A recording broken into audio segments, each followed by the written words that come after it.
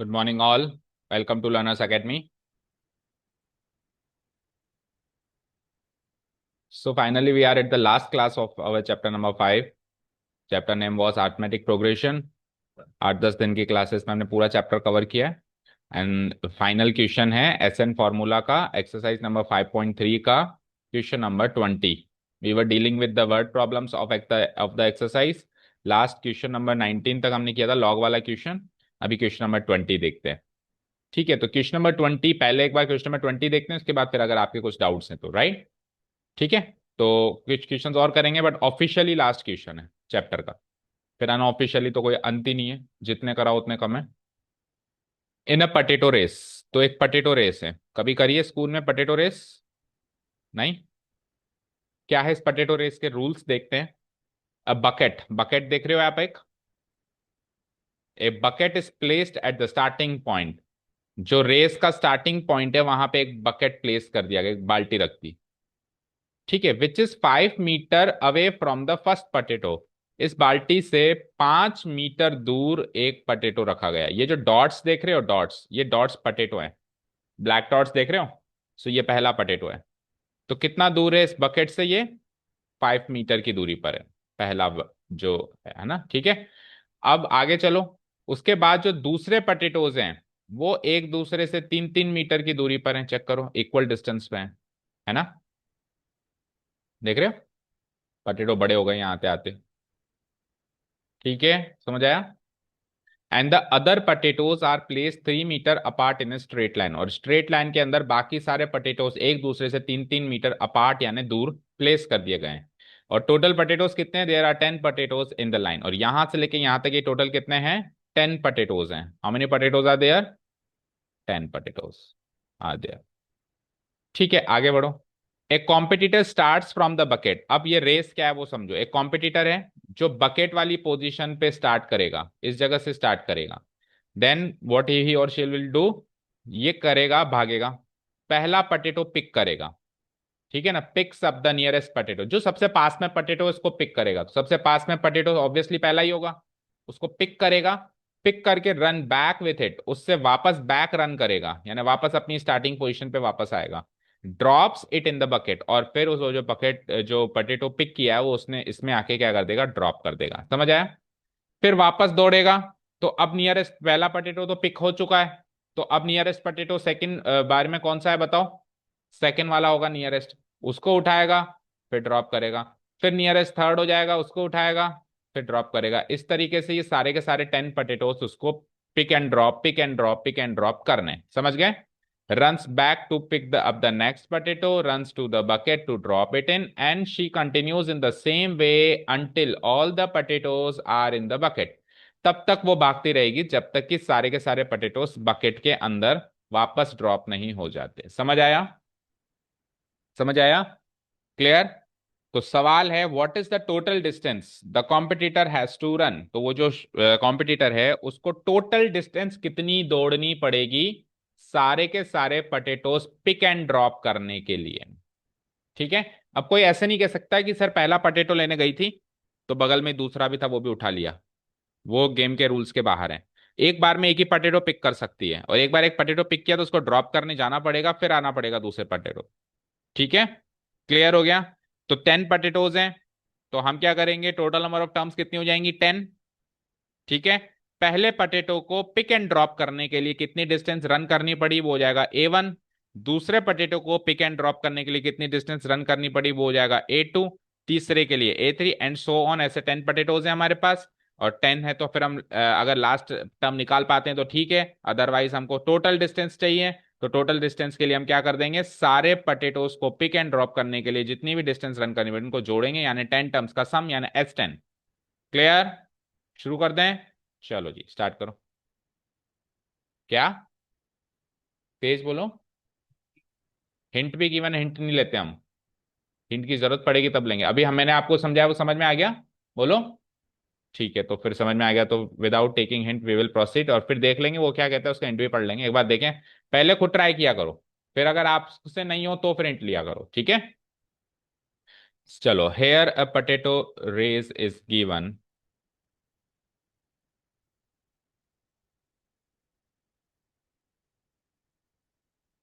इन which अब इसके अंदर क्या हो रहा है, पहला पटेटो पिक एंड ड्रॉप करने के लिए हमको देखना पड़ेगा कितने हैं ना। तो पहले तो हम लिख देते हैं distance of the first potato from the bucket. पहले पटेटो का डिस्टेंस कितना है बकेट से बताओ, 5 metre is equal to 5 metre. This is given already, this thing is given already. And फिर हर एक पटेटो दूसरे पटेटो से कितना अपार्ट है, 3 मीटर। तो डिस्टेंस बिटवीन, ये A1 थोड़ी ना होगी, A1 तो होगी उसने डिस्टेंस कितनी रन करी, ठीक है। डिस्टेंस बिटवीन ईच पटेटो, ये कितना गिवन है, हर एक पटेटो के बीच में कितनी दूरी गिवन है बताओ, 3 में। ये तो गिवन डेटा है। अब इस गिवन डेटा की मदद से आपको A1 A2 बनाना है, ठीक है। तो अब अपन A1 A2 बनाने चाह रहे हैं। नाउ डिस्टेंस, सवाल क्या था, what is the distance the competitor has to run, distance run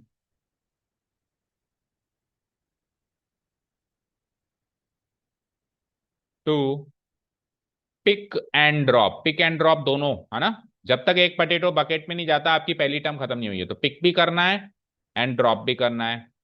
the first potato, इसको ले लेंगे हम A1, इसको ले लेंगे हम A1। बताओ मिहिका, पहला पटेटो पिक एंड ड्रॉप करने के लिए कितनी डिस्टेंस रन करनी पड़ेगी, 8 मीटर। कैसे, 10 मीटर कैसे वो भी बताओ। तो यानी कि दो गुना किसका कर रहा हूं, पिक एंड ड्रॉप कर रहे हैं इसलिए 2 इंटू करना पड़ेगा, लेकिन किसका, 5 का। तो आंसर क्या आ जाएगा, 10 मीटर। एंड ऐसा करके तीन टर्म्स बनाओ, distance run to pick and drop the second potato. बोलो आदित्य, सेकेंड पटेटो के लिए A2 ले लें इसको, कितनी डिस्टेंस रन करनी पड़ेगी कॉम्पिटिटर को, कैसे, दो गुना किसका करेंगे बताओ, दो गुना 8 का करेंगे। दो गुना क्यों कर रहे हैं वो तो पता है, दो गुना इसलिए कर रहे हैं क्योंकि पिक एंड ड्रॉप है, तो दो रास्ते हो गए आना और जाना। अब किसका दो गुना है, टोटल रास्ता कितना है, 5 तो पहले पटेटो का और 3 दूसरे पटेटो का, तो यानी 8 का दुगुना यानी कि 16। सिमिलरली तीसरे का भी निकाल लो एंड फिर एंड सो ऑन कर देंगे अपन।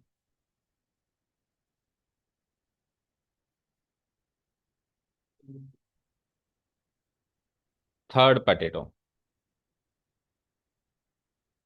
दैट इज, बताओ तन्मय, 2 इंटू 11, अच्छा 5 और 3 और 8, हाँ ठीक है। तो दो गुना किसका हो जाएगा, टोटल तीसरे पटेटो की डिस्टेंस है पहले पटेटो की 5 फिर 3 3 मीटर, तो यानी कि 8 का दुगना है यानी कि सॉरी 11 का दुगना यानी कि 22 मीटर। एंड सो ऑन, 10 ही तो हैं लेकिन 10वें पटेटो के लिए इस पैटर्न से अगर चलें तो क्या करना पड़ेगा, सोचो जरा, दो गुना किसका करना पड़ेगा, 5 + 3 + 3 + 3 ऐसा करके 10। तो वो हम क्यों निकालेंगे, फिर एपी का मतलब ही क्या रहा। ठीक है, तो हम एंड सो ऑन तो लिखेंगे लेकिन लिख देंगे till 10 potatoes, and so on till 10, हम लास्ट टर्म नहीं निकालने वाले। And so on till 10th potato, till 10th potato. हाँ, क्यों इंट ले रहे हो जब कह रहा हूं लेना ही नहीं है, मत लो देखो ही मत, बार बार ललचा रहे हो आप, हाँ हिंट की तरफ देख देख के। चलो इतना हो गया। Now does it form an AP, yes it forms an AP. गलती करने से क्यों डरते हो, गलती करने से कभी नहीं डरना है, बस गलती का सुधार नहीं करने से डरना है। तो अगर हमने मान लो कोई गलती करी होगी, हम हिंट देखेंगे, पहले हम हमारे हिसाब से देखें, अगर हम हिंट देखेंगे और हमको लगा अरे यार हमने तो गलती कर दी, तो कोई बात नहीं ना, अभी तो हम क्लास में ही बैठे हैं ना। क्लास होती है इसलिए कि गलती करो और सुधारो, गलती करो और सुधारो, डरना नहीं है इस चीज। Now what are we going to do, will find the total distance, नहीं पहले तो हम लिखेंगे it forms an AP, now it forms an AP as follows.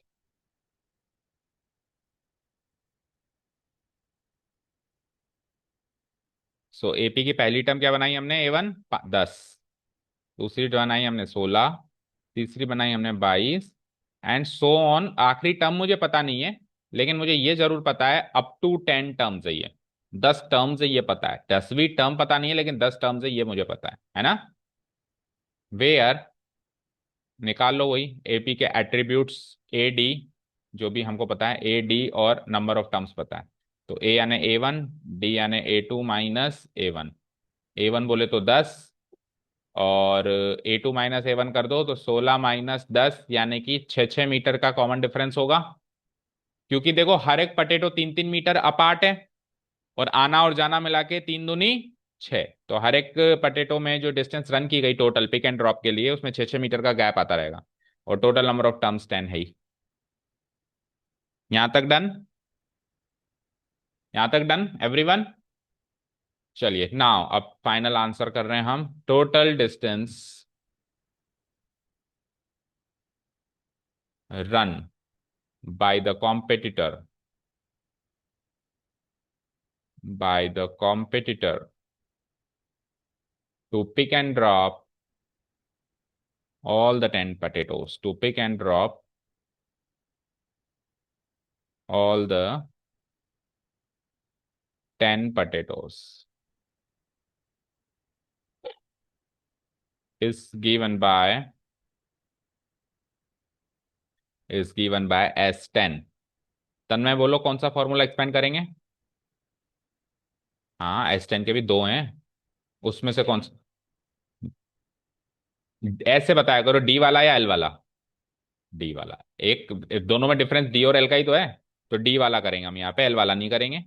So n/2 का मतलब 10/2, 2a प्लस n-1 मतलब 10-1, और फिर n2d। इसमें वैल्यूज हैं हमारे पास करीब करीब हर चीज की। 2 1 जा 2, 2 5 जा 10, कट गया ये 5। 2 इंटू ए क्या था, A1 क्या था, मतलब पहली टर्म क्या थी, 10 थी। ठीक है, n-1 यानी 9 इंटू डी क्या है, 6। सो 5 20 9 6 जा 54, 5 इंटू 74, 5 4 जा 20, रिमाइंडर 2, 35 and 2 37 मीटर। सक्षम पहले तो आंसर चेक करो।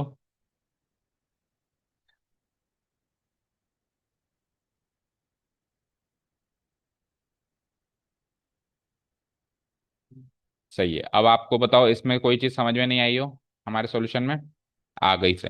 अब अपन हिंट लेंगे, आंसर भी मैच हो गया, हमारा सॉल्यूशन भी हमको समझ में आ रहा है। अब देखते हैं वो क्या कह रहा है।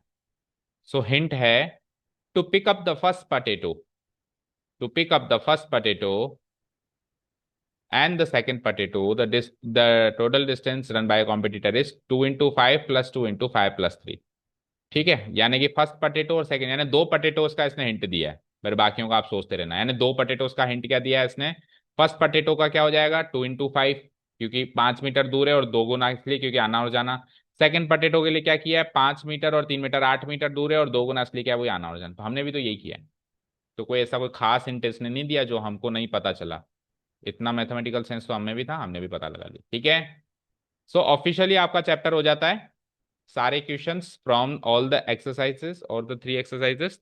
अब एक्स्ट्रा क्वेश्चंस की बारी है। तो आंसर क्या आया, आपका क्या आया, निकालो। अब आप आंसर निकालोगे ना तो ही हम आगे बढ़ेंगे, निकालो। मतलब आंसर भी कॉपी पेस्ट करना है। तो फिर बेटा इस अप्रोच से मैथ्स नहीं सीख सकते कभी भी।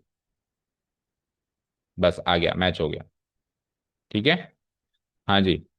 तो चलते हैं नेक्स्ट पार्ट पे। अब है हमारे पास कुछ ऑप्शनल क्वेश्चंस, जो कि ऑप्शनल, देखो ऑप्शनल के आगे क्या लगा हुआ है, स्टार।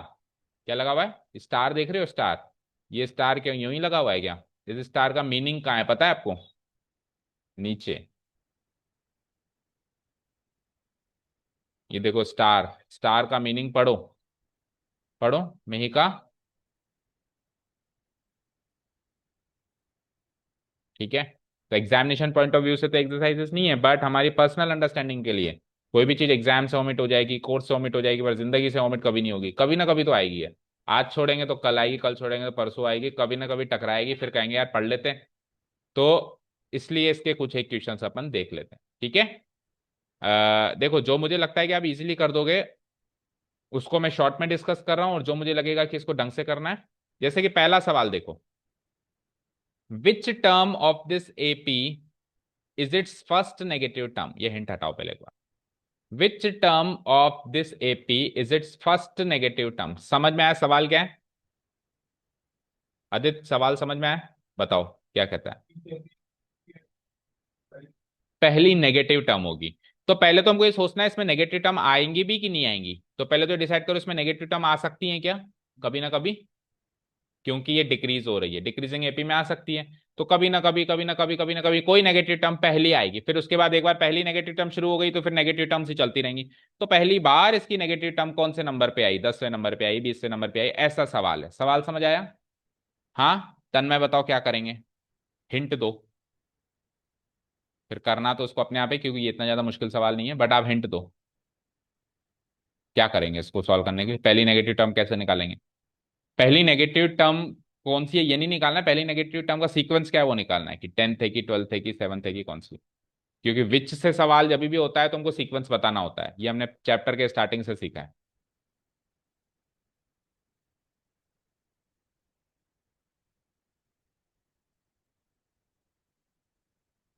No idea? आदित्य? हाँ, वो तो सब हो जाएगा, आप तो बस मेन मेन थीम बताओ। तो जैसे हमको किसी टर्म का सीक्वेंस निकालना होता है उसको एन से इक्वेट कर देते हैं। तो जैसे मैंने कहा 113 का सीक्वेंस निकालो, तो आप एन को 113 से इक्वेट करोगे। लेकिन फर्स्ट नेगेटिव टर्म है कौन सी वो थोड़ा ना दे रखी है, आप एन को इक्वेट किससे करोगे? और फिर पहले नहीं, अल्टीमेटली एन निकालना है, फाइनली एन निकालना है, पहले क्यों? विच टर्म में जब भी सवाल होता है तो एन ही निकालना होता है। ठीक है। हाँ, यस, वेरी गुड। अब सुनना ध्यान से। मान लो कि ये एपी है 121, 117, 113 एंड सो ऑन, ये एपी चल रही है। इसमें कभी ना कभी, कभी ना कभी, कभी ना कभी नेगेटिव टर्म्स शुरू हो जाएंगी। तो मान लेते हैं कि इसमें जीरो कभी ना कभी आएगा, ऐसे एक बार एज्यूम कर लेते हैं कि कभी ना कभी जीरो आएगा, और जीरो के बाद फिर नेगेटिव टर्म्स शुरू हो जाएंगी। ये मान लो ये पहली नेगेटिव टर्म है, ये दूसरी नेगेटिव टर्म है, ये तीसरी नेगेटिव टर्म है, और सारी की सारी ये नेगेटिव टर्म्स हैं। समझ आया? ये हमने ऐसा एक इसका एनालिसिस कर लिया। अब समझो, इधर देखो स्क्रीन पे। अगर मान लो जीरो इसकी 100th टर्म है, तो पहली नेगेटिव टर्म 101st टर्म होगी कि नहीं होगी? अगर जीरो इसकी मान लो 20th टर्म है, तो फिर 28th मान लो, तो फिर अगली पहली नेगेटिव टर्म क्या हो जाएगी? 29th। तो पहली नेगेटिव टर्म का सीक्वेंस पता करने के लिए क्यों ना मैं जीरो का सीक्वेंस पता कर लूं। समझ आया? अब सवाल ये होता है कि जीरो इसमें आए ना, तो फिर जरूरी है कि किसने कह दिया कि भाई इसमें जीरो आएगा? तो अगर इसमें जीरो नहीं आएगा तो उसका सीक्वेंस भी फिर नेचुरल नंबर में नहीं आएगा। मान लो उसका सीक्वेंस आ गया 28.2, तो 28.2 तो कोई सीक्वेंस होता ही नहीं है। अब 28.2 सीक्वेंस आया, दैट मीन जीरो उसमें कहीं नहीं है।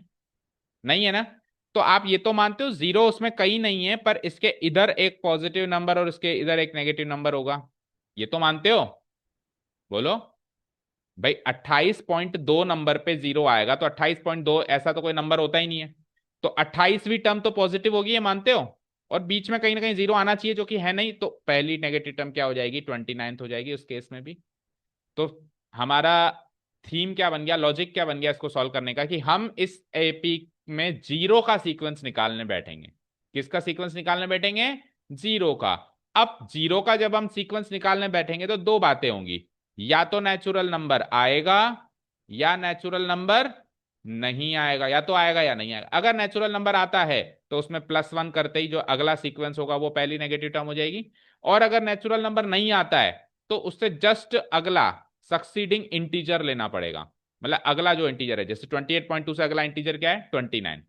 अगर नेचुरल नंबर नहीं आया तो फिर +1 नहीं करना, है ना? अगर नेचुरल नंबर आया तो +1 करना है, बट अगर नेचुरल नंबर नहीं आया तो बस उससे सक्सीडिंग इंटीजर देखना पड़ेगा। तो 28.2 का सक्सीडिंग यानी आगे आने वाला इंटीजर कौन सा है? 29। हम्म। +4 नहीं, -4 करेंगे ना, डिक्रीजिंग हो रही है ना। हमको सीक्वेंस चाहिए। सीक्वेंस तो +1 +1 चलता है ना, 7वें के बाद अगला सीक्वेंस +4 थोड़ा होगा, 8वां होगा ना। हमको टर्म थोड़ना चाहिए, हमको सीक्वेंस चाहिए। ठीक है, तो +1 करेंगे अगर नेचुरल नंबर आया। मान लो कि अगर हमारा जीरो का सीक्वेंस आया 28, 28वें नंबर पे अगर हमारा जीरो है तो 29वें नंबर पे पहली नेगेटिव टर्म होगी नहीं होगी। तो नेचुरल नंबर में हमने +1 कर दिया, लेकिन सीक्वेंस ही 28.2 आया। तो अब इसमें +1 करके 29.2 थोड़ा आंसर लाऊंगा मैं। तो इसमें फिर +1 नहीं करना है, इसमें फिर क्या करना है, नेक्स्ट क्या करना है आपको, इंटीजर सोचना है या नेक्स्ट नेचुरल नंबर सोचना है, ऐसे सोचो। 28.2 से नेक्स्ट नेचुरल नंबर क्या होगा, 29। समझ आया? तो क्या करेंगे बता, समझ में आ गया ना, जैसे कि क्या है, ए तो क्या हो जाएगा बताओ। ए क्या हो जाएगा, 121। डी क्या है, -4। ए एन को इक्वेट कर देंगे जीरो से, तो a plus n minus one multiplied by d equal to zero. A क्या है, 121 plus n minus one into d क्या है, -4 इक्वल टू जीरो। 121 को उधर भेजो तो उधर जाके हो जाता है क्या, माइनस का 121, और -121 से -4 डिवाइड कराएंगे तो माइनस माइनस कट हो जाएगा, लेकिन ये क्या बनेगा, 4 3 जा 12, जीरो, फिर 1 बचा, 4 2 जा 8, 30.25। तो n-1 की वैल्यू 30.25, तो 30.25 में +1 करते ही क्या आ जाता है, 31.25। तो चेक करो n की वैल्यू नेचुरल नंबर मिली क्या, मिली, नहीं मिली। तो फिर जो जीरो तो इसमें आ नहीं सकता, मतलब जीरो तो इस एपी में कहीं है नहीं, लेकिन 31st टर्म जो होगी, 31st टर्म जो होगी वो लास्ट पॉजिटिव नंबर होगा इसका। तो नेक्स्ट जो पहला नेगेटिव नंबर होगा वो कहाँ आएगा, 32nd पे आएगा। तो 32nd is the last final answer. 32nd term इसकी पहली नेगेटिव टर्म होगी। और किसने कहा, किसी ने कहा कि वो टर्म भी बताओ, तो फिर आप 32nd टर्म भी निकाल के दे दो। बट उसने पूछा नहीं, उसने केवल सीक्वेंस पूछा। एन मतलब आप बताओ, पूरा चैप्टर खत्म हो गया, कल टेस्ट है। एन मतलब मैं बताऊं, हाँ बोलो मीका।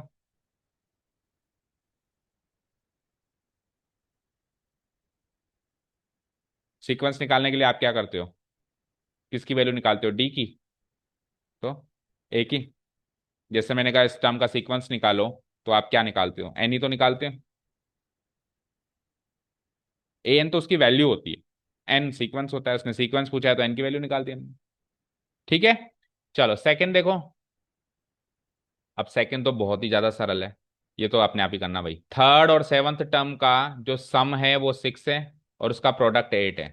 तो थर्ड टर्म यानी A3, सेवंथ टर्म यानी A7, इसका सम कितना है, 6। और इन्हीं दोनों टर्म का प्रोडक्ट यानी कि A3 गुणा A7, ये कितना है, 8।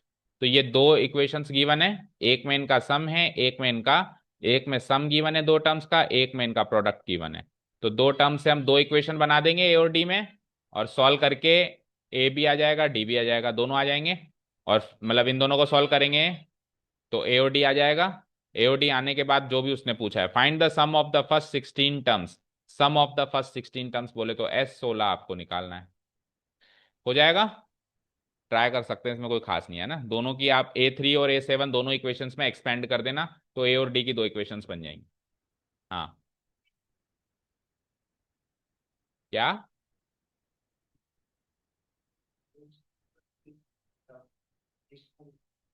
5.3 के आपने ग्रुप में भेजे ना, हाँ ठीक है, वो अभी देख लेंगे, नहीं तो खत्म करें। ठीक है, चले नेक्स्ट पे। वो आपकी थिंकिंग है बेटा, दो इक्वेशंस बनने के बाद आप क्या करते हो, माइनस करते हो, प्लस करते हो। लीनियर इक्वेशंस का चैप्टर कर लिया हमने पूरा, वो इक्वेशंस के साथ कैसे डील करना है आप जानो। एपी के वाले चैप्टर में आप ये नहीं पूछ सकते कि इक्वेशंस में से माइनस करूं या प्लस करूं, वो आप इक्वेशन वाले चैप्टर में पूछते हैं। ठीक है, नहीं सॉल्व हो तो लेकर आओ। बाकी करना क्या है, वो रास्ता तो आपको, रोड तो पता होना चाहिए। अब रोड में कंकर आ गया तो कह देना सर ये कंकर आ गया, इसको हटाओ, वो हटा देंगे हम, डाउट आ गई तो, है ना। चलो, जब तक हम खुद ट्राई नहीं करेंगे तब तक नहीं सीख सकते। अब थर्ड, ये वाला क्वेश्चन देखो, थर्ड वाला। इसमें एक सिड्डी है, लेडर, लेडर समझते हो, बांस की सिड्डी होती है, कई कई कोई घरों में होगी, आजकल तो लोहे की बनने लग गई वो भी, पहले बांस की होती थी ऐसे सिड्डी, है ना। तो इसमें क्या है, रंग्स हैं। रंग्स मतलब वो जो सिड्डी है ना जिसपे अपन पैर रखते हैं, उसको बोलते हैं रंग्स। ठीक है, अब ये रंग्स जो हैं ये एक दूसरे से 25 सेंटीमीटर अपार्ट हैं। मतलब एक रंग दूसरे रंग से और दूसरा रंग तीसरे रंग से, ऐसे करते करते कुछ रंग्स हैं। तो हर एक रंग दूसरे रंग से कितना अपार्ट है, 25 सेंटीमीटर। मीटर में चेंज कर दें तो 0.25 मीटर। क्योंकि आगे चल के हर चीज मीटर में भी चेंज करनी पड़ सकती है, या सेंटीमीटर में कर देना, वो आपकी मर्जी है ना। आगे बढ़ते हैं। The rungs decrease uniformly in length from 45 centimetre at the bottom and 25 centimetre at the top. जो सबसे बॉटम मोस्ट रंग है वो 45 सेंटीमीटर लंबाई की है, और जो टॉप मोस्ट रंग है वो 25 सेंटीमीटर की लंबाई की है। तो ऑब्वियस बात है कि ये जो लेंथ है वो डिक्रीज हो रही है ऊपर जाते जाते। तो जैसे और कम हो गई, फिर लेंथ और कम हो गई, फिर ऐसे करते करते, तो ये कितनी कितनी कम हो रही है वो मुझे नहीं पता, पर मुझे ये पता है कि 45 से 25 हो गई थी वो लास्ट। यानी फर्स्ट टर्म 45 है, ए की वैल्यू 45 है, और लास्ट टर्म क्या है 25 है, ये पता है। ठीक है, आगे बढ़ते हैं। If the top and bottom rungs are 1/2 metre apart. पहली और आखिरी रंग के बीच में टोटल गैप कितना है? टोटल गैप कितना है? 2.5 मीटर। 2.5 मीटर को भी सेंटीमीटर, सब सेंटीमीटर में, तो इसको भी सेंटीमीटर में चेंज कर दो। 2 मीटर में कितने सेंटीमीटर होते हैं? 200। और आधे मीटर में 50, यानी कितना हो गया ये? 250 सेंटीमीटर हो गया। डन। अब आपको क्या चाहिए? What is the length of the wood required for the rungs. तो ये जितनी भी रंग्स बनेगी, ऐसे करते करते करते पता नहीं कितनी बनेगी, तो उन सबका टोटल लेंथ ऑफ वुड कितनी होगी? जैसे पहली रंग के लिए टोटल लेंथ ऑफ वुड कितनी है? 45। अगली के लिए थोड़ी सी कम, उससे अगली के लिए थोड़ी सी कम, ऐसे करते करते लास्ट के लिए कितनी है? 25। तो इन सबका सम चाहिए। इन सबका क्या चाहिए? सम चाहिए। जिसमें ए की वैल्यू है 45 और एल की वैल्यू है 25। कैसे निकालेंगे? एन की वैल्यू निकालनी पड़ेगी। पहले तो ये निकालना पड़ेगा ये रंग्स कितनी है, क्योंकि नंबर ऑफ रंग्स तो गिवन ही नहीं है कहीं पर भी। तो एन की वैल्यू निकालनी पड़ेगी। फिर फॉर्मूला लग जाएगा SN = N/2 इंटू ए प्लस एल। डन। अब एन की वैल्यू कैसे निकालेंगे मिहिका?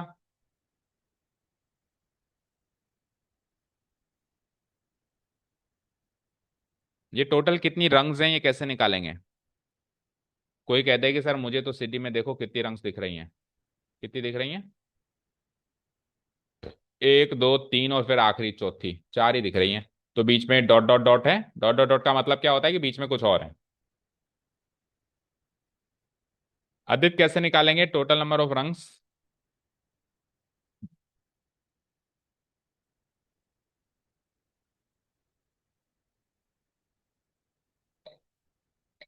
सक्षम? बेटा एन के फॉर्मूले से जब अपन रंग निकालते हैं तो उसमें डी चाहिए होता है। कहाँ गिवन है? 25 सेंटीमीटर तो हर एक रंग के बीच का गैप है। ये रंग इस रंग से कितना दूर है, ये रंग इस रंग से कितना दूर है, ये गैप है 25 सेंटीमीटर। और हमारी टर्म क्या है? रंग की लंबाई। जैसे ये लंबाई 45 सेंटीमीटर है, तो अगली लंबाई थोड़ी कम हो गई, वो है सेकंड टर्म, फिर थर्ड टर्म, फिर फोर्थ टर्म। तो हमने एपी के अंदर रंग्स की लंबाई रखी है, वो रंग्स एक दूसरे से कितना दूर है ये थोड़ी ना रखा है। ए एन इक्वल्स टू 25 कर दिया। अब ए एन के फॉर्मूला को एक्सपेंड करोगे तो डी डी चाहिए ना उसमें, तभी तो एन की वैल्यू आएगी। डी गिवन नहीं है। डी ये है कि जैसे ये पहली रंग है, तो दूसरी रंग इससे छोटी हो गई ना, तो कितनी छोटी हो गई वो है डी। पर वो तो गिवन ही नहीं है। हमको ये पता है छोटी होते होते होते होते होते 25 हो गई आखिरी में, बट वो छोटी कितने गैप से हुई वो गिवन नहीं है ना। भाई पहली रंग की लंबाई बताओ, 45। फिर आगे कुछ कम होके, फिर आगे कुछ कम होके, आगे ऐसे करते करते कम होते होते होते लास्ट रंग की लंबाई है 25। लेकिन ये कम कितनी हुई ये थोड़ा ना पता है, और ना ही टोटल नंबर ऑफ रंग्स पता है। तो अगर मैं इसमें लास्ट टर्म को ए एन को 25 रख दूं, तो फॉर्मूला बनता है A+N-1 into D equal to 25। अब एन की मिसिंग वैल्यू निकालने के लिए ए और डी दोनों चाहिए, जबकि ए की वैल्यू तो पता है 45, पर डी की वैल्यू पता नहीं है। भाई कितनी कितनी चौड़ाई से कम हुआ है ये पता नहीं। ये 25 सेंटीमीटर का इस एपी से कोई लेना देना नहीं है। ये तो एक और इंफॉर्मेशन गिवन है एक्स्ट्रा में कि हर एक रंग दूसरे रंग से प्लेसमेंट में 25-25 सेंटीमीटर के गैप पे रखी हुई है। तो इस इंफॉर्मेशन का, और ये 2.5 मीटर जो टोटल डिस्टेंस है, इसका एपी से कुछ लेना देना। फिर डी को एन की फॉर्म में निकाल लेंगे, उससे क्या होगा? हमको तो एन की वैल्यू चाहिए।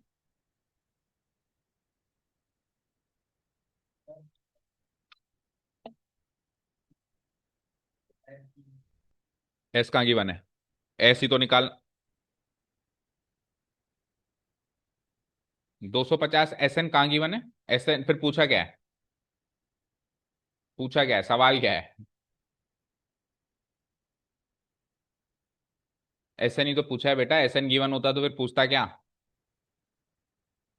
चलो देखो इधर स्क्रीन पे देखो अब सारे बच्चे, स्क्रीन पे देखो तो समझ आएगा फिर।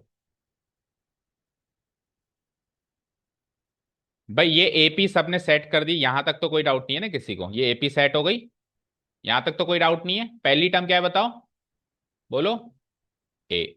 और लास्ट टर्म क्या है बोलो? 25। तो एसएन के फॉर्मूला में बस आपको एन मिसिंग है, ए और एल तो गिवन है। ए कितना है? 45। एल कितना है? 25। सर बस एन बता दो, ये बता दो नंबर ऑफ रंग्स कितनी है, नंबर ऑफ टर्म्स कितनी है, ये तो पता करना है। अब आप एपी को भूल जाओ और मैथमेटिकल कॉमन सेंस लगाइए जरा कि यहां से लेके यहां तक ये टोटल चिड्डी की लंबाई कितनी है? 250 सेंटीमीटर है ना? है। और हर एक रंग एक दूसरे से कितनी कितनी दूर है? 25-25 सेंटीमीटर है। तो टोटल रंग्स कितनी होगी इस इन दोनों इंफॉर्मेशन से नहीं पता कर सकते? जरूरी है कि भाई हर चीज अपने को एपी के फॉर्मूला से मिले? कुछ और इंफॉर्मेशन भी तो प्रोवाइडेड है क्वेश्चन के अंदर। नहीं समझ आया? चलो इधर आओ, वापस आओ, दूसरी प्रॉब्लम सुनना, इस प्रॉब्लम को भूल जाओ। मान लो कि एक रोड है, उस रोड पे आपने एक फ्लैग लगाया है यहां पे, ठीक है? फिर थोड़े गैप पे दूसरा फ्लैग लगाया, फिर थोड़े गैप पे तीसरा फ्लैग लगाया, लगा दिया। इस रोड की टोटल लंबाई है 250 सेंटीमीटर और आपको इक्वल इक्वल गैप पे फ्लैग लगाना है। तो आपने 25-25 सेंटीमीटर के गैप पे फ्लैग लगा दिया, लगा दिया, लगा दिया। ऐसे करते करते आपने लास्ट फ्लैग भी लगा दिया। तो आपने टोटल कितने फ्लैग्स लगाए होंगे, कैसे पता करेंगे? मैथमेटिकल सेंस बताओ। 10। कैसे पता किया वो भी बताओ। टोटल लेंथ को हमने किससे डिवाइड कर दिया? जो इनका इक्वल गैप है। तो टोटल फ्लैग्स कितने आ गए? कितने आ गए? 10। अच्छा अब आदित्य सुनना, आदित्य देखो यहाँ पे, आदित्य क्या सॉरी तन्मय जिसने आंसर दिया। मान लो मैंने 3 फ्लैग लगाए। कितने फ्लैग लगाए? 3। तो एक आखिरी में, एक पहले और एक सेंटर पे लग गया, लग गया? बोलो। अब अगर मैंने ये टोटल लंबाई ले ली 12 मीटर, ऐसे एग्जाम्पल ले रहे हैं, ठीक है? कितनी ले ली? 12 मीटर। तो मानते हो कि इनके बीच का गैप कितना कितना होगा? सोचो जरा, टोटल 12 है तो इनके बीच का गैप कितना होगा? 6 मीटर, 6 मीटर होगा? होगा? बोलो। अब आप 12 को 6 से डिवाइड करना जरा, बोलो। तो 2 फ्लैग थोड़ी ना, मेरे पास तो 3 फ्लैग है। तो आपका डिवाइड करने का लॉजिक भी गलत है। भाई पिछले सवाल में आपने डिवाइड किया, +1 करना पड़ेगा, ये हमने एक्टिविटी में सीखा था। टोटल नंबर ऑफ फ्लैग्स निकालने के लिए हमको क्या करना पड़ेगा? जो टोटल, देखो इधर मेरी तरफ देखो, ये टोटल अच्छा सोचो जरा, 2 ही फ्लैग होते तो आप उसको उससे डिवाइड करता तो आंसर 1 आता, लेकिन फ्लैग तो 2 है ना, है कि नहीं है? क्योंकि जब आप पहले देखो, पहली डिस्टेंस जब आप नाप रहे हो ना, फर्स्ट फ्लैग की डिस्टेंस नाप रहे हो, मतलब सेकंड फ्लैग की, तब एक गैप काउंट हो चुका है। तो फर्स्ट फ्लैग को तो छोड़ ही दिया ना आपने, फर्स्ट फ्लैग में तो 0 है, तो उस फर्स्ट फ्लैग को हम काउंट नहीं कर रहे, इसलिए गलती कर रहे हैं।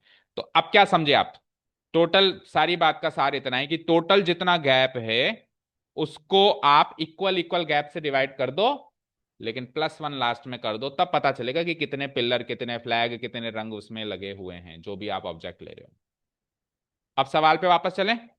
तो टोटल नंबर ऑफ रंग्स निकालने के लिए हम क्या करेंगे बताना?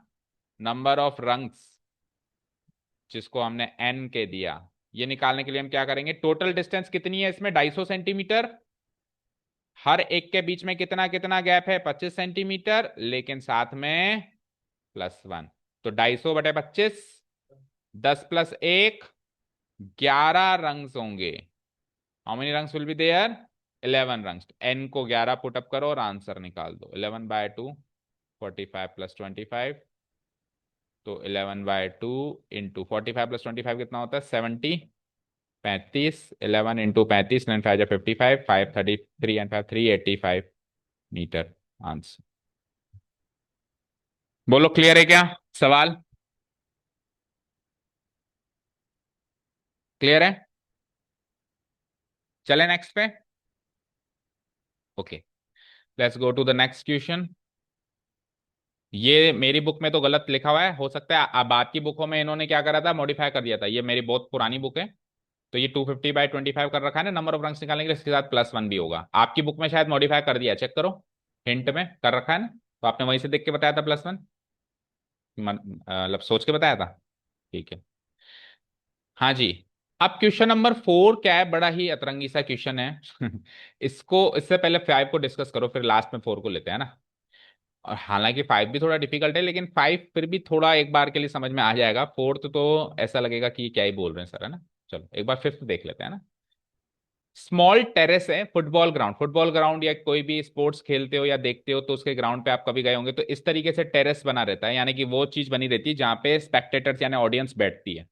ऑडियंस इस चीज पे बैठती है, टॉप रो वाले यहाँ बैठ जाते हैं, फिर नीचे वाले, ताकि सबको दिखाई दे। ये एक एक सीढ़ी नीचे इसलिए होता है ताकि सबको जो चल रहा है वहां पे घटनाक्रम वो दिखाई दे, सारा मैच दिखाई दे, ऐसा होता है।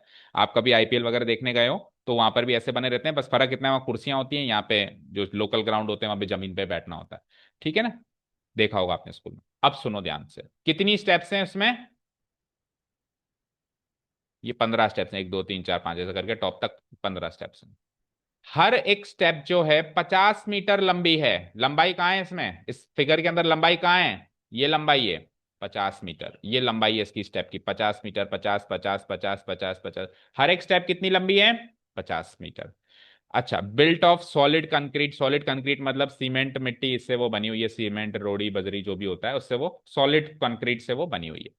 हर एक स्टेप में जो राइज है, राइज मतलब ऊंचाई, मतलब एक स्टेप से दूसरी स्टेप पे जो ऊंचाई है, जितना आपको पैर उठाना पड़ेगा उसको बोलते हैं राइज।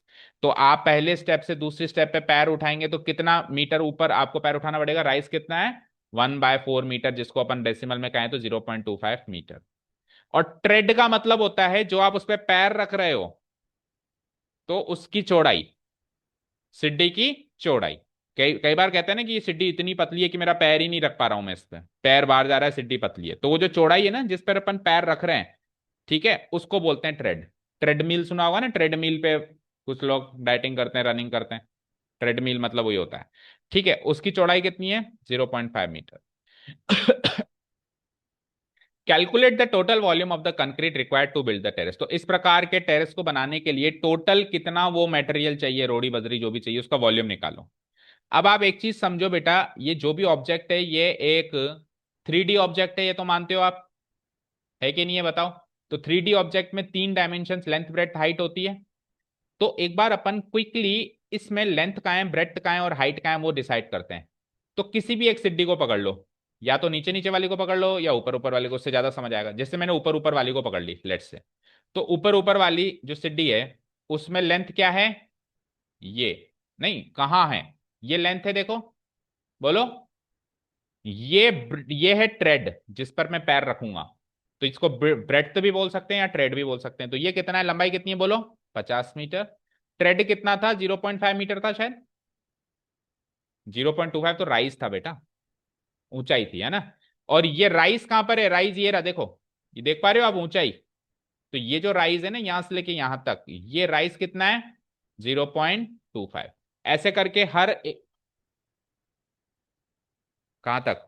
एक नीचे वाली सिड्डी से लेकर ऊपर वाली सिड्डी की ऊंचाई, वो होगा राइज। तो पिछली सिड्डी कहां पे खत्म हुई आपकी? यहां पे खत्म हुई, इस जगह पे। यहां से लेके यहां तक ये ऊंचाई जो है दूसरी सिड्डी तक चढ़ने के लिए, उसको कहेंगे राइज। तो ये लेंथ हो जाएगी, मैं ब्लू मार्क कर देता हूं चलो उसको, ये वाली लेंथ हो जाएगी आपकी राइज, ये वाली लेंथ, यहां से लेके यहां तक, समझे? तो ये कितना है? 0.25 मीटर। तो लेंथ ब्रेड्थ हाइट तीनों मिल गई आपको। लेंथ 50, ब्रेड्थ 0.5 और ये 0.25। ओके, लेकिन इस तरीके से तो इन सिड्डियों का वॉल्यूम तो मिल जाएगा, लेकिन इसके नीचे जो ये चीज है इसका वॉल्यूम नहीं मिलेगा ना हमको, तो ये पूरा टेरेस बनाना है, तो इसका वॉल्यूम भी तो चाहिए ना। तो वो कैसे निकालें, है ना। तो हम क्या करेंगे, सिड्डी को या तो लेंथ वाइज तोड़ देंगे या हाइट वाइज तोड़ देंगे। अगर मैं इसको लेंथ वाइज तोड़ता हूं तो ऐसे टूटेगी, ये एक पूरी सिड्डी यहां से लेके यहां तक मानो, दूसरी सिड्डी यहां से लेके यहां तक मानो, तीसरी सिड्डी यहां से लेके यहां तक मानो। तो आप देखो हर एक सिड्डी की ट्रेड कम हो रही है, ब्रेड्थ कम हो रही है ना। 1/1 क्या हो रही है, इसकी ट्रेड कम हो रही है, पूरी सिटी अंदर तक मानो, पूरा जो अंदर उसका वॉल्यूम है, ये इस तरीके से ब्रेड्थ वाइज तोड़ दो। कोई कहे सर मुझे ब्रेड्थ वाइज समझ में नहीं आया, आप तो हाइट वाइज तोड़ के बताओ। तो आप ये ब्रेड्थ वाइज टूट गई, आप चाहो तो हाइट वाइज भी तोड़ सकते हो। हाइट वाइज कैसे तोड़ेंगे हम, यूं, पहली सिड्डी की हाइट ये पूरी नीचे तक, दूसरी सिड्डी की हाइट थोड़ी सी कम हो गई, तीसरी की और कम हो गई, चौथी की और कम हो गई, या फिर नीचे से ऊपर जाओ। अगर नीचे से ऊपर जाओ तो पहली की हाइट ये है, दूसरी की बढ़ गई, तीसरी की और बढ़ गई, चौथी की और बढ़ गई, तो बढ़ा भी सकते हो घटा भी सकते हो। तो पहले तो आप ये डिसाइड करो, आप ब्रेड्थ वाइज तोड़ के वॉल्यूम निकालना चाहते हो या हाइट वाइज, मतलब ट्रेड वाइज या राइस वाइज। हाँ, राइस यानी हाइट वाइज तोड़ना चाह रहे हो, ठीक है। तो हाइट वाइज अगर आप इसको तोड़ोगे तो फिर मेरे हिसाब से पहली सिड्डी ये है, ठीक है। दूसरी सिड्डी की राइस पहली सिड्डी से दुगनी है, तीसरी की 3 गुनी है, चौथी की 4 गुनी है, एंड सो ऑन, ये राइस बढ़ती जा रही है, और आखिरी सिड्डी की राइस मेरी टॉप पे इतनी है। ये मान गए आप। अब पहली सिड्डी का वॉल्यूम बताओ, लेट से उसको A1 ले लेते हैं। पहली सिड्डी का वॉल्यूम बताओ, वॉल्यूम कैसे निकालते हैं, length into breadth into height. लंबाई सबकी पक्की फिक्स है 50 मीटर, लंबाई तो सारी ये फिगर क्या है, टेरेस बताया था ना स्टार्टिंग में, क्यूबॉइड। लेंथ ब्रेड्थ हाइट किस में होती है, क्यूबॉइड में होती है ना। कोई भी सिड्डी, आप घर की सिड्डी इमेजिन करो, उसमें लेंथ होगी, ये ट्रेड होगी, और उसकी हाइट होगी, तो क्यूबॉइड होगा ना। तो लेंथ ब्रेड्थ हाइट, तो लेंथ तो सबकी फिक्स है 50, ब्रेड्थ भी सबकी फिक्स है कितनी, अगर, अच्छा एक और चीज सुनो इधर, अगर आप हाइट वाइज तोड़ रहे हो तो सबकी ब्रेड्थ फिक्स कर दो, 0.5 0.5 0.5 0.50, और अगर आप ब्रेड्थ वाइज तोड़ रहे हो तो सबकी हाइट फिक्स कर दो। मतलब जो आप जिस बेसिस पे उसको तोड़ रहे हो ना, तो दूसरा डायमेंशन फिक्स करना पड़ेगा, ठीक है। भाई अगर आपने हाइट वाइज इसको तोड़ा तो इसकी चौड़ाई भी 0.5 है, इसकी चौड़ाई भी 0.5 है, इसकी सबकी चौड़ाई 0.5 होगी, फिर हाइट लेकिन क्या होगी पहले की, 0.25। तो ये A1 हो गया, बताओ A2 कैसे निकालेंगे, लेंथ फिक्स ब्रेड्थ फिक्स, लेकिन इसकी हाइट पिछली हाइट से डबल हो चुकी है, 0.25 का डबल कर दो, 0.50। A3 बोलो जरा, बोलो। 50 length fix, breadth fix, height क्या हो चुकी है इसकी, 0.25 और बढ़ा दो तो 0.75, मानते हो, ठीक है। ऐसे करके टोटल नंबर ऑफ टर्म्स कितनी है ये, कितनी, 15, 15 स्टेप्स गिवन है, तो आप A15 भी निकाल लो, पर A15 निकालने के लिए फिर आपको ऐसे जोड़ के छोड़ो, A15 मत निकालो, टोटल नंबर ऑफ टर्म्स 15 ये पता है। तो अब S15 निकालना है आपको, बोलो बोलो, S15 कैसे निकालेंगे। अच्छा अब चलो AP लिख के बताओ मुझे, AP कैसे लिखूंगा मैं, अब AP को भी स्टाइल से लिखो। देखो पहली टर्म बताओ, 50 × 0.5 × 0.25, ये पूरी पहली टर्म है, मैं गुणा नहीं कर रहा हूं, ऐसे लिख दी मैंने। दूसरी टर्म बताओ, या तो गुणा कर दो, वो भी एक ऑप्शन है, बट मैं गुणा करे बिना सोच रहा हूं कैसे करूं उसको। ये दूसरी टर्म है, टेल मी द तीसरी टर्म, इंटू 0.45, ये तीसरी टर्म है, and so on it continues up to where 15 terms, up to how many terms, 15 terms. तो सारी की सारी टर्म्स में 50 × 0.5 तो है ही ना, बोलो, आखिरी में भी होगा, बोलो। तो क्यों ना मैं 50 × 0.5 तो ले लूं कॉमन, सब में ही आएगा सर ये तो। अब AP यहां से स्टार्ट करो, ठीक है। तो अब जब मैं AP स्टार्ट करूंगा तो पहली टर्म क्या बची, दूसरी टर्म क्या बची, यानी आपने केवल राइस वाली AP बना दी, जो उसकी हाइट है, जो चेंज हो रहा है, जो चेंज हो रहा है उसी को AP मानो, ठीक है। आगे बोलो 0.75, अप टू ये भी कितनी टर्म्स हो जाएंगी, बोलो बोलो, 15 टर्म्स। तो अब आप टोटल वॉल्यूम निकालने के लिए इसका जोड़ को सीधे इससे गुणा कर दो, तो इसको गुणा करो 50 × 0.5, 50 का आधा कितना होता है 25, और इस AP का सम निकाल लो। तो इस AP का सम कैसे निकलेगा, वही S15 से, और S15 की वैल्यू कैसे निकालेंगे हम, N/2, यानी कि 15/2 इंटू 2A, A की वैल्यू क्या है 0.25, ठीक है, प्लस N-1, N-1 मतलब 15 - 1 यानी 14, इंटू D कितना आ रहा है, गैप कितना आ रहा है अगेन 0.25। इसको सॉल्व करो तो 25 तो बाहर है ही, अंदर 15/2 है ही, और उसके अंदर क्या है बताओ, 2 × 0.25 क्या होता है 0.5, और 14 इंटू 0.25 क्या होता है? 14 चवन्नियां कितनी होंगी बताओ? 14 चवन्नियां, 12 चवन्नियों के 3 रुपए, 3.5, 3.5। ठीक है, 0.5 और 3.5 कितना होगा? 4। तो 25 इंटू 15/2 इंटू 4, ये कट गया 2 टाइम्स। 15 टू जा 30 हो गया, और 25 30 जा 750। मीटर में चल रहा था क्या सब? मीटर। क्यूब लगाना, क्यू की बॉल। सेंटीमीटर में चल रहा था, फिर डेसिमल कहाँ से आया? मीटर में ही चल रहा है ना। बड़ी यूनिट में डेसिमल आता है, छोटी यूनिट में डेसिमल कब आएगा? 250 तो पिछला क्वेश्चन था बेटा। इसमें कहाँ 250 दिख रहा है आपको? इसमें तो ओनली 50 है। ठीक है, तो मीटर क्यूब में आंसर देना है आपको, क्योंकि ये वॉल्यूम है। समझ आया सबको? आंसर मैच कर लो, अगर आंसर की इसकी कहीं गिवन है तो मैच हो गया। चलें लास्ट क्वेश्चन पे फटाफट। आज हमारे पास समय है तो हम पूरा चैप्टर खत्म करेंगे एनी हाउ, क्योंकि कई बार क्लासेस छोटी भी होती हैं तो कई बार बड़ी भी लेनी पड़ती हैं। हाँ जी। A small terrace at a football, ये तो हो गया ना, sorry. The houses of a row are numbered consecutively from 1 to 49। एक रो है जिसके अंदर कुछ घर है। घर नंबर 1, नंबर 2, घर नंबर 3, घर नंबर 4 एंड सो ऑन, ऐसे करके कुछ घर हैं। तो उनकी जो नंबरिंग हो रही है, जैसे हमारे यहाँ पे नहीं होते, हमारे निवाई शहर में क्या है, प्लॉट नंबर 1, प्लॉट नंबर 2, इस तरीके से प्लॉट नंबर 3 है ना। कहीं पे जैसे मान लो बिल्डिंग्स होती हैं तो फ्लैट नंबर्स होते हैं, कहीं पे हाउस नंबर्स होते हैं, कोई सोसाइटी होती है, तो ये हाउस नंबर्स हैं। हाउस नंबर 1, हाँ। हाँ, अड़ाके ही मानेंगे, क्योंकि लिखा हुआ है उसने कॉन्जिक्यूटिवली, और ये नहीं, जब तक ये नहीं लिखा हुआ कि उनके बीच में गैप है और कितना गैप है, तो हम यही मानेंगे कोई गैप नहीं है। अगर गैप होता तो वो कहता कि इतना इतना गैप रखना है, जैसे पटेटो रेस में उसने कहा ना 3 3 मीटर अपार्ट, तो फिर हमने जब तक वो नहीं कहेगा तो हम कॉन्जिक्यूटिवली यानी अड़ाके ही मानेंगे। तो ये 1 नंबर, ये 2 नंबर, ये 3 नंबर, ये 4 नंबर। और वैसे इस सवाल में ये मैटर नहीं करता कि वो अड़के हैं या बिना अड़के, इस ये सवाल थोड़ी सी डिफरेंट अप्रोच का है ना। ये हाउस नंबर के ऊपर सवाल है। तो ऐसे करते करते अगला क्या होगा? घर नंबर 5, घर नंबर 6, ऐसे होगा। बोलो। और टोटल 49 है, तो आखिरी हाउस नंबर कितना होगा बताओ? 49 होगा, यहां तो कोई दिक्कत नहीं है। आगे बढ़, अच्छा 49 से पिछला क्या होगा? 48 होगा। अब सवाल क्या है, सुनना ध्यान से। शो दैट, शो करना है, अब क्या शो करना है, पढ़ो। There is a value of x such that the sum of the numbers of the houses preceding to the house number x is equal to the sum of the numbers of the houses following it। आया समझ?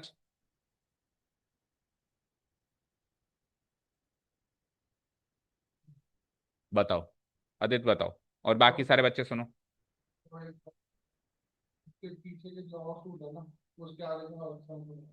Yes, very good. कोई ऐसा house भी है इन 49 houses में, मान लो कि वो हाउस नंबर एक्स है। मान लेते हैं कि वो हाउस नंबर क्या है? एक्स। तो वो हाउस नंबर एक्स इनके बीच में कहीं ना कहीं है। वो हाउस नंबर एक्स सेकंड भी हो सकता है, फिफ्थ भी हो सकता है, सेवंथ भी हो सकता है, कोई सा भी हो सकता है। तो मान लेते हैं हाउस नंबर एक्स यहां पर है। तो ये जो हाउस नंबर एक्स है ना, इससे पीछे जितने भी घर है ना, इन सबके हाउस नंबर का सम करो, और इसके बाद के जितने भी घर है ना, उनके हाउस नंबर का सम करो, और ये दोनों सम बराबर आते हैं। समझ आया? तो वो हाउस नंबर एक्स कौन सा है? जिसके पीछे के और जिसके आगे के सम बराबर हैं। जिसके पीछे मतलब प्रीसीडिंग, जिसके आगे मतलब फॉलोइंग। तो प्रीसीडिंग सम और फॉलोइंग सम बराबर है, तो वो कौन सा हाउस नंबर एक्स होगा? अब कई बच्चे सोचेंगे सर 1 और 49 के बीचों बीच का ले लेते हैं।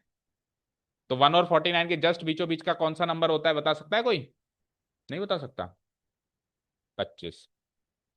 तो अगर मैं बीचों बीच 25वां ले लूं, तो 25 से पहले का सम यानी 1 से 24 का सम, और 25 के बाद का सम यानी 26 से 49 का सम।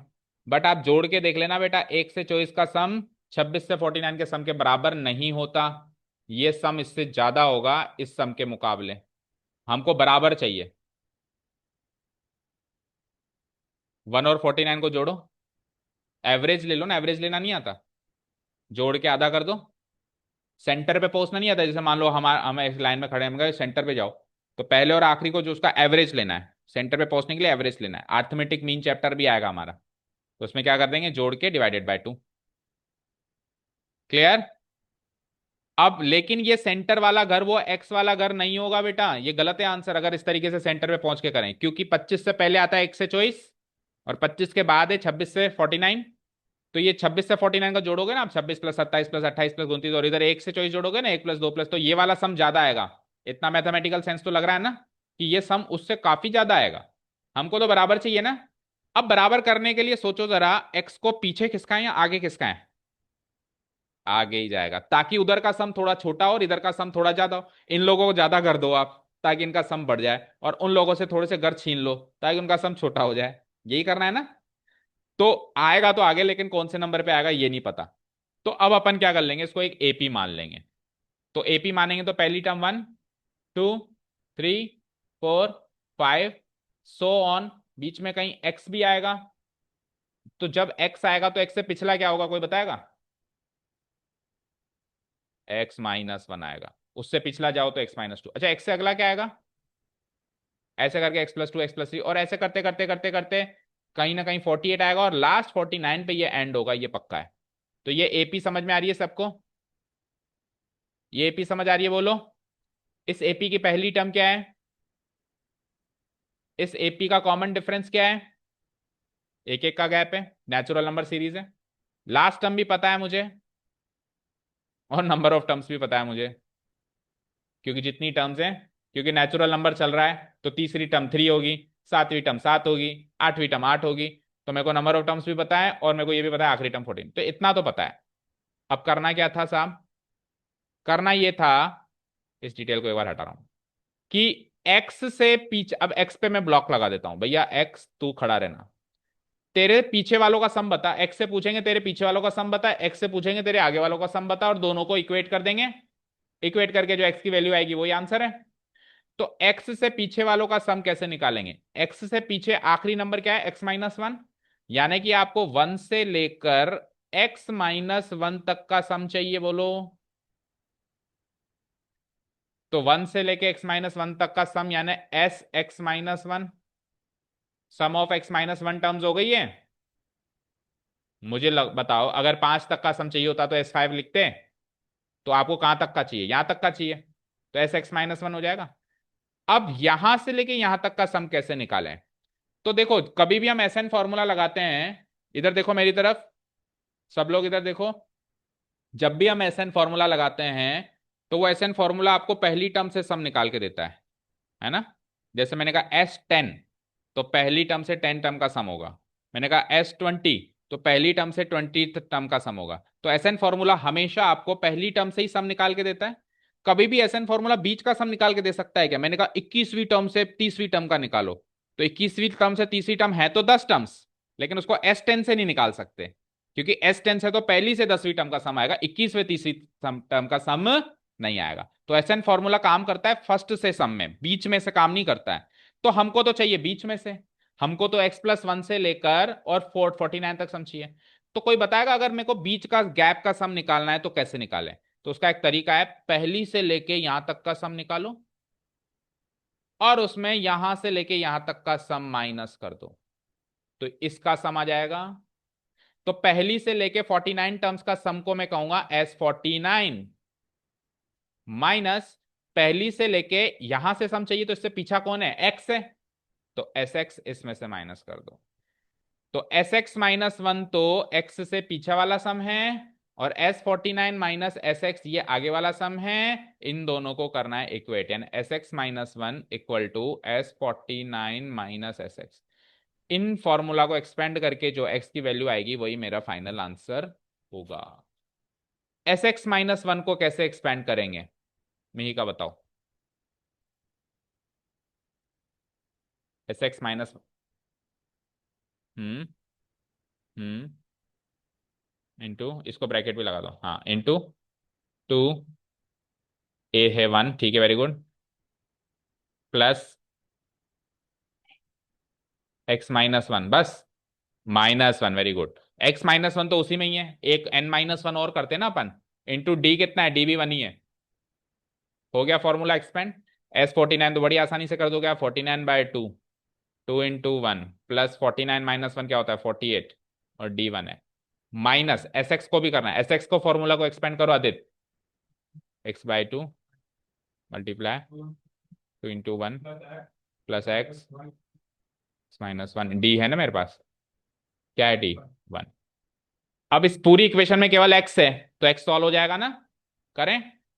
x माइनस 1/2, आगे चलो, 2 1 जा 2, प्लस x -1 x -2 हो गया, और x -2 को 1 से मल्टीप्लाई किया तो x -2 ही आएगा। बोलो, 1 से मल्टीप्लाई करेंगे तो सेम ही आएगा ना, और 2 -2 कैंसिल आउट होके क्या बचेगा, ओनली x। तो इसको सॉल्व करके नेक्स्ट स्टेप में लिख देना आप, 2 3 स्टेप्स में सॉल्व करके ये आ गया, LHS पार्ट आ गया मेरा। RHS पे चलते हैं। 49/2 इंटू, आएगा पर सॉल्व करके तो दिखाते हैं, 2 1 जा 2, प्लस 48 1 जा 48, तो 2 इंटू 2 प्लस 48 कितना होता है, 50। बोलो, माइनस, आगे बढ़ो, x/2, उसमें भी अंदर चलो, 2 1 जा 2, प्लस x-1 को 1 से मल्टीप्लाई करेंगे सेम आएगा x-1, उसको सॉल्व करेंगे तो 2 -1 क्या होता है, 1, तो ये 1 प्लस एक्स हो गया ना, 1 प्लस एक्स।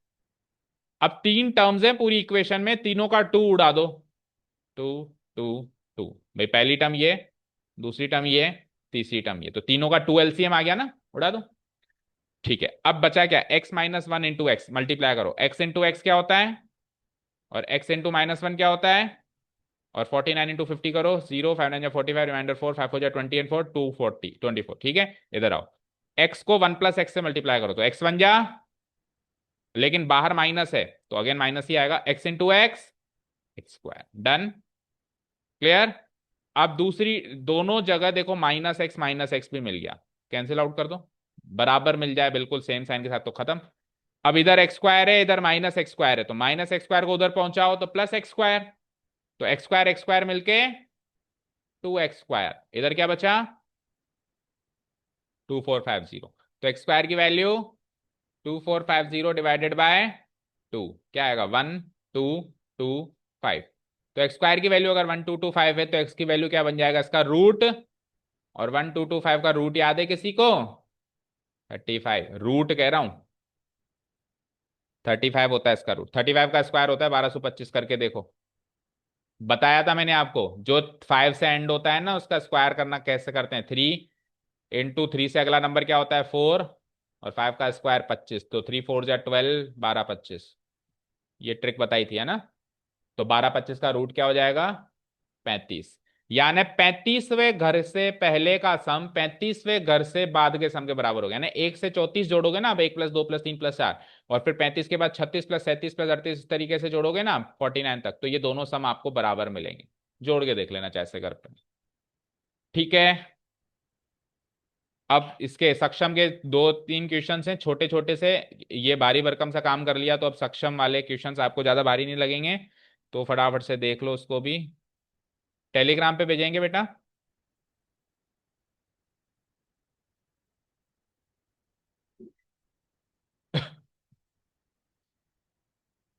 तो ठीक है मिहिका, अब आपके ऑप्शनल एक्सरसाइज भी हो गई है, आपको टेंशन थी कि सर ऑप्शनल तो करवा ही नहीं रहे, अब तो करवा दी, अब तो रेडी हो ना टेस्ट के लिए, बताओ ना डाउट,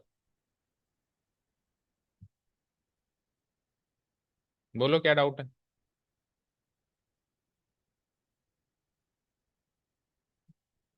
अच्छा, डाउट ढूंढ रहे हो, डाउट तो बेटा मुंह जुबानी याद रहता है, 1 का 4th मतलब एक्सरसाइज तो बताओ, 5.1 में ही डाउट आ गया, 1 का 4,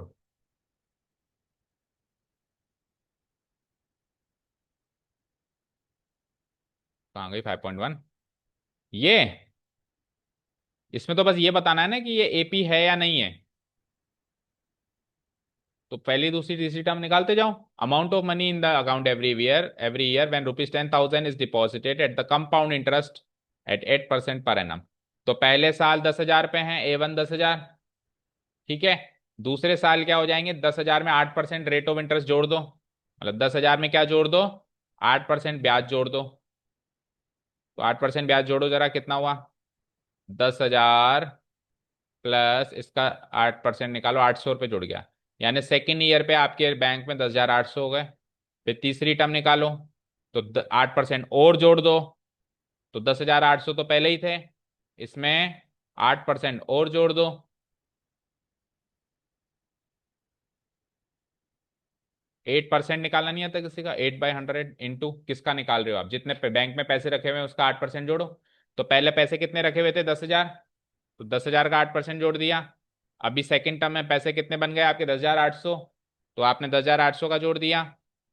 तो ये कितना हो गया, 0 0 कट के 10,800 प्लस 108 इंटू 8 करेंगे 864 आएगा।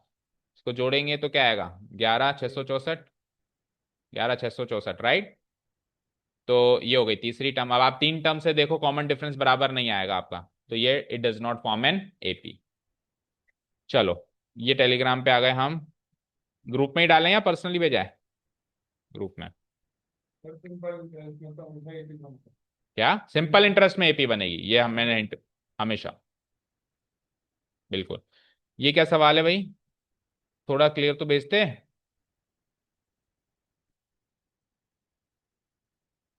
क्वेश्चन देख के आया हो तो फिर मैं इनको कैसे दिखाऊं, अकेला अकेला ही करेगा क्या। हम्म। सवाल तो बढ़िया लाया है वैसे, देखते हैं, देखें, एक्सपेंड करते हैं इसको। अच्छा, ये तीन सवाल है।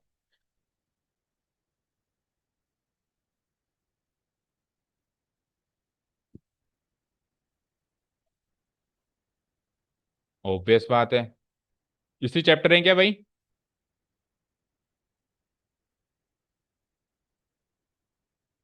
थोड़ा सा ना उसको उसमें खींचा करो, मतलब जूम करके खींचा करो।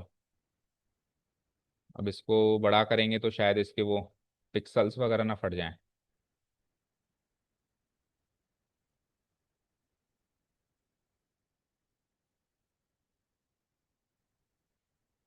देखो, समझ आ रहा है।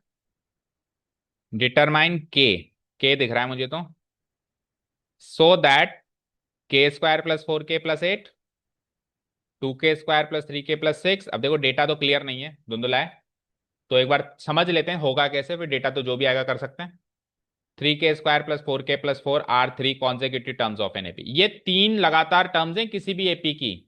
तो के पता करो। तो बेटा अगर तीन लगातार टर्म्स गिवन है तो दो तरीके से डी निकाल सकते हो।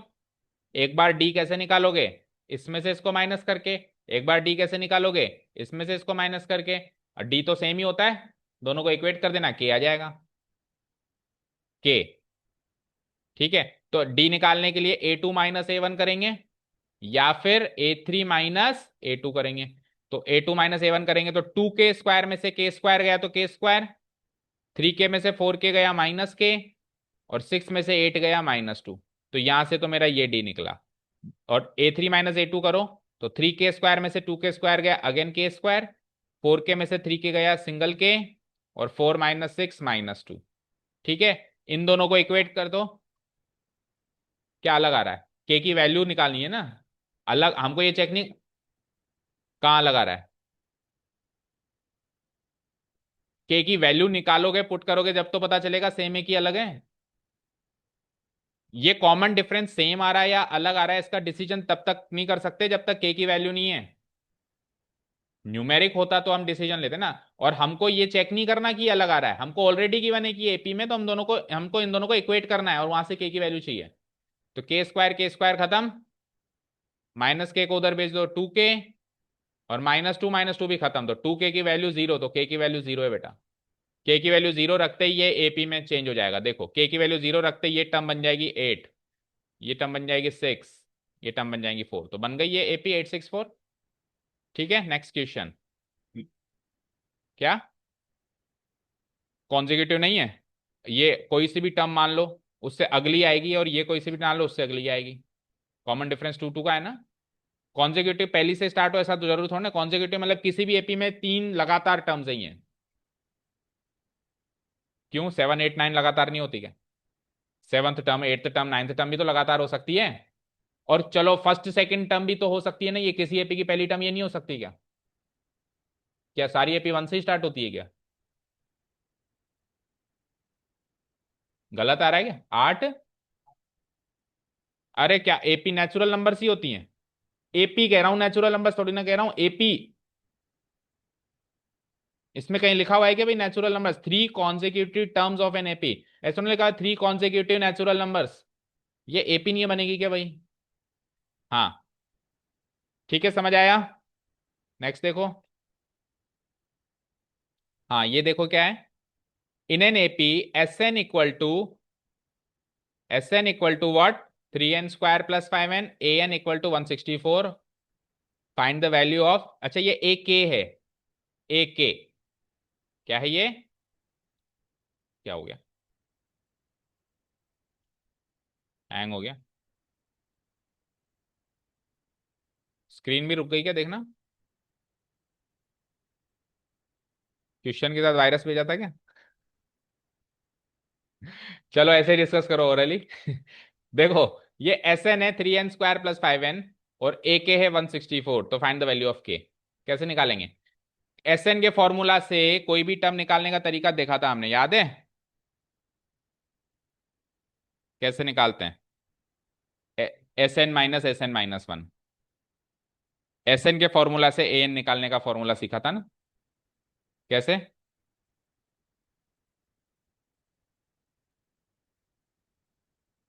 एक नोटबुक लेके आओ, पेन लेके आओ, तीनों इधर आ जाओ, चारों जल्दी आ जाओ। रफ नोटबुक और पेन।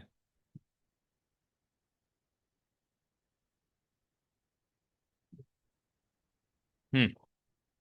चारों तरफ गहरा, एक दो जने यहां से देख लो। मीका यहाँ आ जाओ। देखो कितनी लेट उठी है।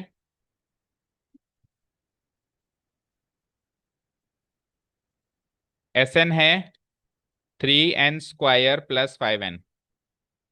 I don't know if it is recording, आप ये दे देना सबको ना। एस एन ये है। तो यहां से ए एन निकालने का फॉर्मूला सीखा था ना हमने, एस एन - 1 पिछले एक्सरसाइज में सवाल भी किया है। एस एन के फॉर्मूला से एन निकालना। तो हमको ए एन नहीं चाहिए, हमको ए के चाहिए। तो ए के का फॉर्मूला बताओ जरा। तो ए एन का फॉर्मूला एस एन - 1 है, तो ए के का फॉर्मूला एस के - 1 हो जाएगा। एन को कैसे रिप्लेस कर दिया। अब आपको ये ए के निकालने के लिए ये दो सामग्री चाहिए।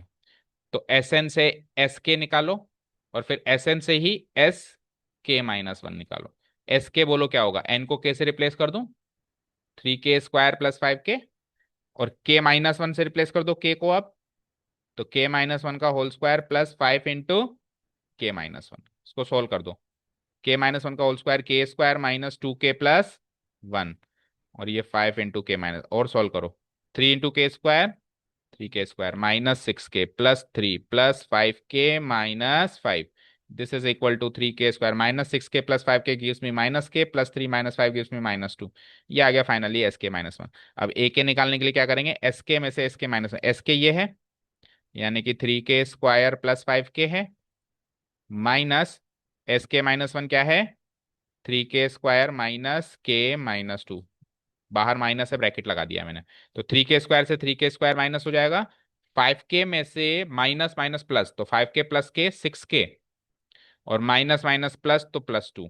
तो मेरा फाइनली ए के क्या आ गया, क्या आ गया, 6k + 2। लेकिन ए के की वैल्यू उसने क्या दे रखी है, 164। तो जो मेरा ए के आया है उसको इक्वेट कर दूंगा मैं 6k + 2 को 164 से। तो 6k की वैल्यू 162, तो k की वैल्यू 162/6 करना, काटना इसको, तो 6 6 2 12, 6 7 42, 27। ठीक है। ये एक्सप्लेनेशन अगर नहीं समझ आया हो तो मुझे पता नहीं है रिकॉर्ड हो रहा है कि नहीं हो रहा है, कितना फ्रीज हुआ है ये, तो आप इससे ले लेना ना। और एक क्या है, S n denotes the sum of first n terms of an AP, prove that S12 है क्या ये। यस सर, ये रहा। S12 जो है 3 × S8 - S4 होगा, ऐसा साबित करो। तो ये तो आप फॉर्मूला एक्सपेंड करके साबित कर दो। आपको ये साबित करना है, बस यही क्वेश्चन है। 3 × S8 - S4, ये साबित करना है कि LHS RHS बराबर है। आप फॉर्मूला से एक्सपेंड कर दो। ठीक है। किसी भी एपी में ये साबित हो जाएगा, किसी भी एपी में, एनी एपी है ना। तो LHS क्या है बताओ। S12 को खोलो, 12/2, 2a + 12 - 1, 11t। ठीक है। इसको और सोल्व कर दो, 2 से 1, 2 से 6 टाइम्स मल्टीप्लाई करो, 6 × 2 12a, और 6 × 11d 60 ये LHS आ गया। RHS पे आओ। RHS क्या है, 3 × S8 - S4। तो 3 को तो बिल्कुल बाहर रख दो। S8 को एक्सपेंड करो, 8/2, 2a + 8 - 1 7d, माइनस S4 को एक्सपेंड करो, 4/2, 2a + 4 - 1 यानी कि 3d, 3 बाहर है ही सही। 8/2 क्या होता है? 4। 4 × 2a + 7d हो गया यहाँ पे, और यहाँ पे 2 × 2a + 3d हो गया। 3। 4 × 2 = 8 है। 4 × 7 = 28d। -2 × 2a -4 है। -2 × 3d -3 बाहर आई। 8a में से 4a गया, 4a। 28 में से 6 गया, 3 से मल्टीप्लाई कराओ 12a, 3 से मल्टीप्लाई कराओ 60 LHS = RHS। प्रूव हो गया, प्रूव। अब इसमें ए और डी की जो मर्जी वैल्यू रखो, किसी भी एपी में ये ऐसे होगा कि 12 टर्म्स का सम क्या होगा? 8 टर्म्स के सम में से 4 टर्म्स का सम डिफरेंस करके उसका 3 गुना कर दो। हर एक एपी में ये हमेशा LHS RHS इक्वल होंगे, क्योंकि हमने ए और डी की कोई वैल्यू नहीं रखी फिर भी इक्वल आ रहे हैं ना, तो ये हर एपी में इक्वल आएंगे। ठीक है, जाओ, all the best for the test. तो वो राइम बन जाएगा ना कल। एक के बाद फिर काम। एक के बाद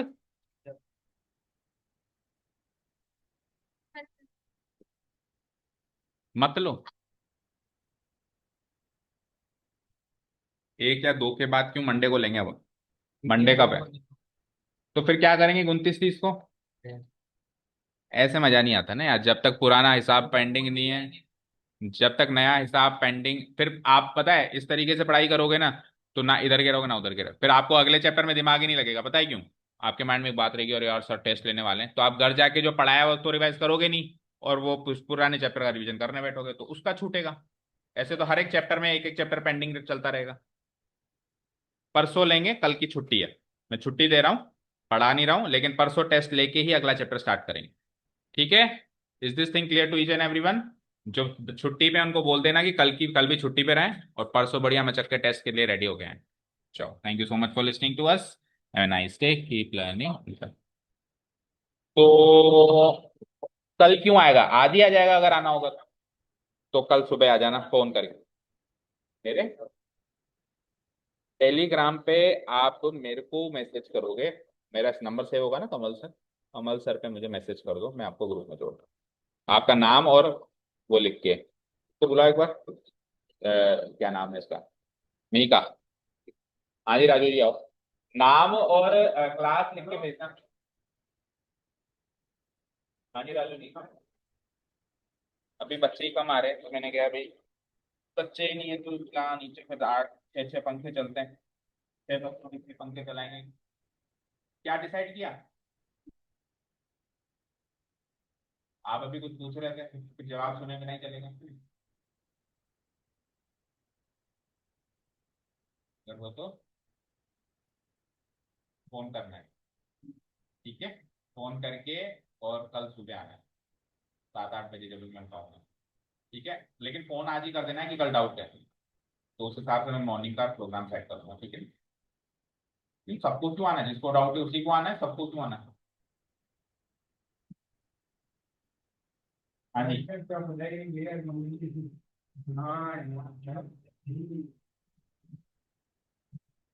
हाँ, अब क्या उसके पास चल के आए? हाँ, 2 मिनट लगेगा। तो वो काम इसी का है।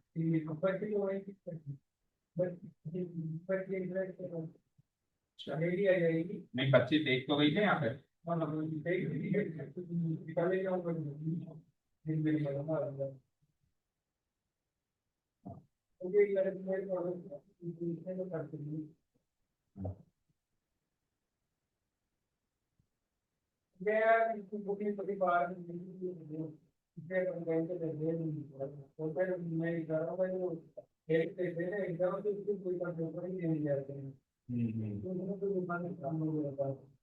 नहीं नहीं, मुझे पढ़ाई कंप्लीट करना चाहिए।